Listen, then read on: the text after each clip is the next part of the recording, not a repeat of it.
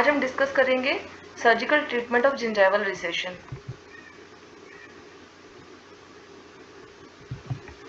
इससे पहले कि हम जो surgical treatment of gingival recession detail में डिस्कस करें, कुछ टर्मिनोलॉजीज हैं जो हमें माइंड में बिल्कुल क्लियर होनी चाहिए। तो सबसे पहले पेडिकल सॉफ्ट टिश्यू ग्राफ्ट। तो पेडिकल सॉफ्ट टिश्यू ग्राफ्ट का क्या मतलब होता है? These type of graft remain attach to their base. तो पहली बात यह है कि वो जब हम इंसिजन देंगे तो अपने बेस से हमेशा अटैच रहेंगे। तो इससे क्या है कि उसकी ब्लड सप्लाई इंटैक्ट रहेगी और ब्लड सप्लाई इंटैक्ट रहने से उसका बेटर रिजल्ट आएगा। तो ये हम डायग्रामेटिक देखते हैं कि पेडिकल का क्या मतलब है। तो देखिए ये हम देख सकते हैं कि ये एपिथेलियम है, अंडरलाइन कनेक्टिव टिश्यूज हैं और इसमें ब्लड सप्लाई है। तो अब ये हमने इंसिजन दिखाया है कि अगर हमने इंसिजन दिया है, इंसिजन देने के बाद हमने उसको कोरोनली, इस केस में कोरोनली डिस्प्लेस कर दिया है। वैसे हम कोरोनली, लैटरली, अपाइकली कहीं भी डिस्प्लेस कर सकते हैं, लेकिन उसका जो बेस है वो बेस डिटैच नहीं करना है, वो बेस अपना जैसा था वैसा ही रहेगा। तो उसकी जो ब्लड सप्लाई है वो इंटैक्ट रहेगी। ये देखिए हमने फ्लैप को डिस्प्लेस कर दिया है लेकिन उसकी ब्लड सप्लाई बेस से अटैच है, तो इसलिए इसको पेडिकल बोला जाता है। तो जब भी टर्मिनोलॉजी पेडिकल हो तो इसका मतलब ये है कि उसकी ब्लड सप्लाई इंटैक्ट है, इसलिए उसका बेटर रिजल्ट रहेगा। तो देखिए ये प्री ऑप है और ये पोस्ट ऑप है।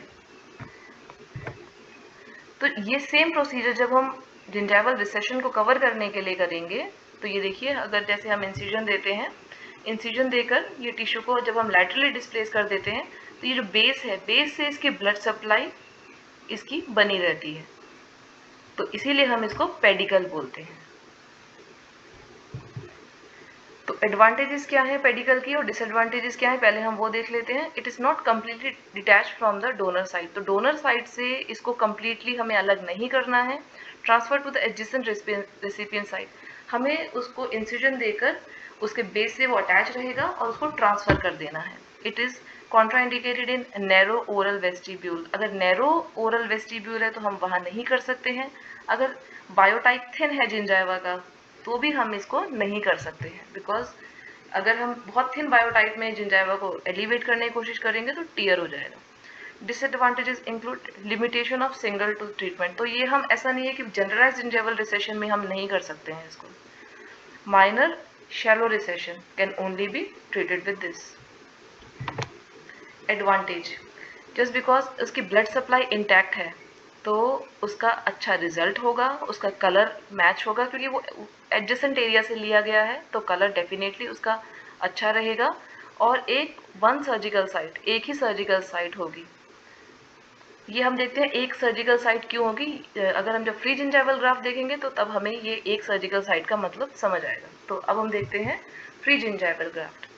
तो देखिए अब हमने क्या किया है कि पैलेटल साइड में इंसिजन देकर एपिथेलियम और अंडरलाइन कनेक्टिव टिश्यू को हमने विंडो बनाई है, एक विंडो बनाई है, उसको लिफ्ट किया है, कट नहीं किया है। उसके अंदर से नीचे से जो अंडरलाइन कनेक्टिव टिश्यू है उसको हमने निकाल लिया है।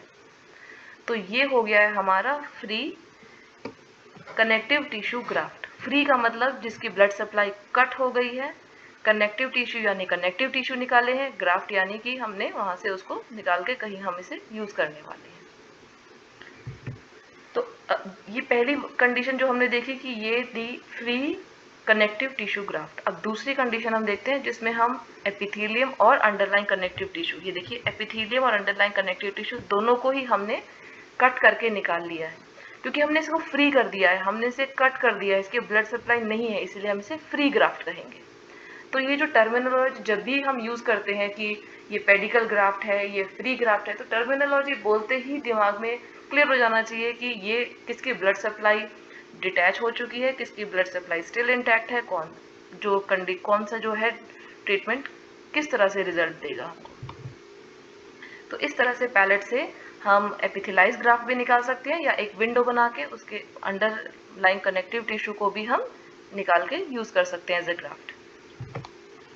तो use of free gingival graft, तो देखिए जब भी मैं फ्री जिंजाइवल ग्राफ्ट बोलती हूँ तो आपको ये दिमाग में क्लियर होना चाहिए कि फ्री का क्या मतलब है। इसकी कोई ब्लड सप्लाई नहीं है।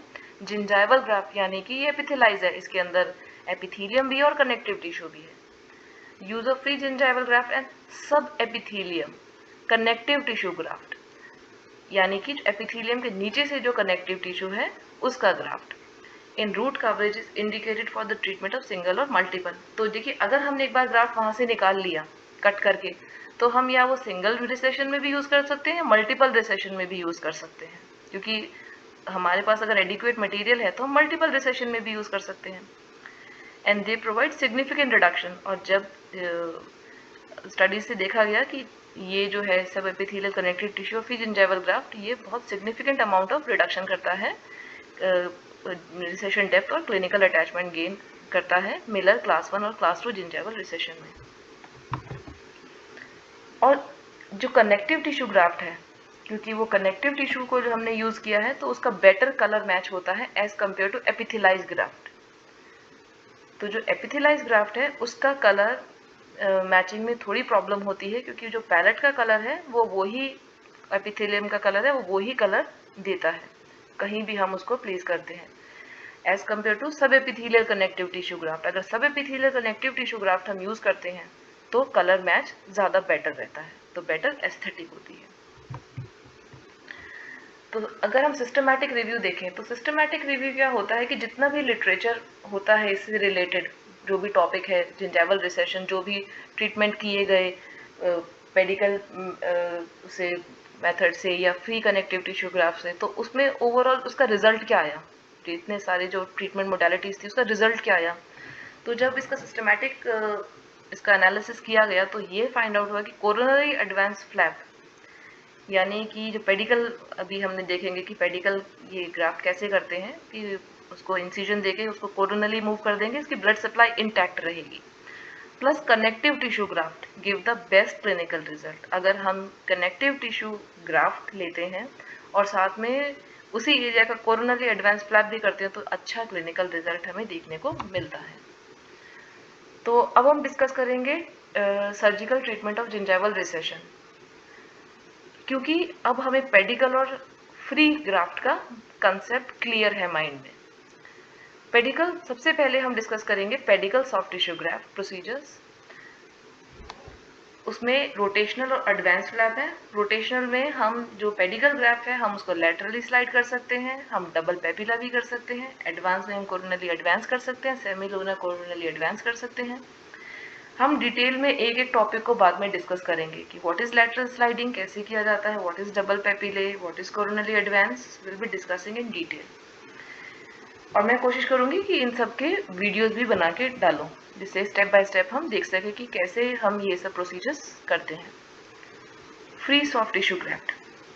फ्री सॉफ्ट टिश्यू ग्राफ्ट, जैसा कि नाम सुनते ही आपको समझ आना चाहिए, free soft tissue graft, free हो चुका है ये।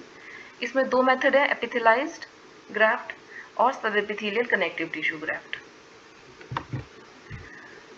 अदर मेथड्स GTR, तो जो जिंजाइवल रिसेशन है हम उसे GTR करके भी, GTR से भी कवर कर सकते हैं। GTR means guided tissue regeneration, एक मेम्ब्रेन आती है तो उससे भी हम उसे कवर कर सकते हैं। Soft tissue substitute like AlloDerm membrane से भी कवर कर सकते हैं। प्लेटलेट रिच प्लाज्मा से भी कर सकते हैं with biologically active protein like अमाइलोजेनिन।